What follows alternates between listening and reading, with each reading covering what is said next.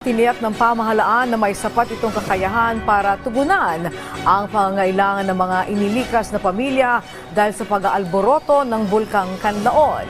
Ito'y kahit pa posibleng magtagal sila sa evacuation centers at madagdagan pa ang mga pamilyang kinakailangang ilikas. Narito ang sentro ng balita mula kay Patrick De Jesus. Sa aerial survey ngayong araw, mas kalmado ang Bulkang Kanlaon kumpara ng pumutok ito noong Lunes. Gayunman, nanatili sa alert level 3 ang bulkan, kaya't patuloy ang mandatory evacuation sa mga residenteng nasa 6-kilometer danger zone.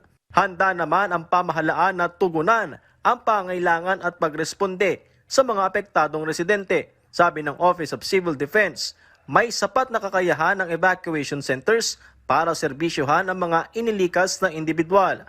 Una na ring naipamahagi ng DSWD ang food packs, hygiene kits, sleeping kits at iba pang tulong sa mga evacuee. May stockpile naman na 87,000 food packs sa field offices ng DSWD sa Region 6 at 7. Based na rin sa recommendation ng ng PHIVOLCS, this might be a prolonged evacuation for our kababayan. So yun po, kasi yun ang agam-agam nila. Saan ba kami lilipat? Meron bang lutuan? Meron ba kaming tulugan? So that's what we are addressing now.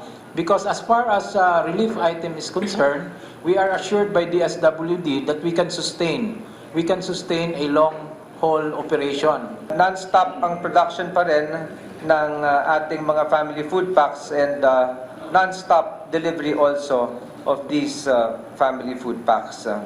Sa ngayon, halos 50% o higit 39,000 individual na ang nailikas na nasa 6-kilometer danger zone. Karamihan mula sa La Casellana, La Carlota City at Canlaon City. We have to move away from danger. Kasi pag wala na pong tao dyan sa 6, kahit pa ulit-ulit po yung pumutok, wala pong mamamatay. Yung ashfall naman po, there are solutions for that. Pero yung pyroclastic materials, yung density, yung PDC na tinatawag, yun po yung delikado. Kaya natin kailangan alisin yung mga tao sa 6 kilometer. At kung kailangan 8, 10, ay gagawin po natin yan. Yan po ang goal natin. Dapat zero casualty. Meron pong warning na binibigay ito. We don't want na habang pumuputok ay magre-rescue tayo. Bagamat wala pang nakikitang indikasyon para itaas ang alerto, mahigpit na binabantayan ng PHIVOLCS ang aktibidad ng Bulkang Kanlaon na umakyat sa 31 ng volcanic earthquakes matapos itong mag-alburoto. Minomonitor din ang posibilidad ng lahar kung magkaroon ng pag-ulan sa Negros.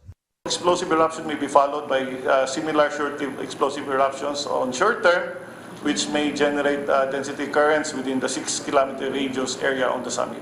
Kapag maulan, yung mga volcanic materials natin on the slopes of the volcano may be immobilized as lahars.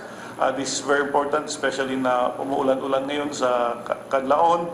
May ikinasa na rin ang pamahalaan na worst case scenario planning sakaling itaas sa alert level 4 ang Bulkang Kanlaon, kung saan palalawigin sa 8 hanggang 10 kilometro ang danger zone at aabot pa sa 139,000 individual ang kailangang ilikas. Patrick De Jesus para sa Pambansang TV sa Bagong Pilipinas.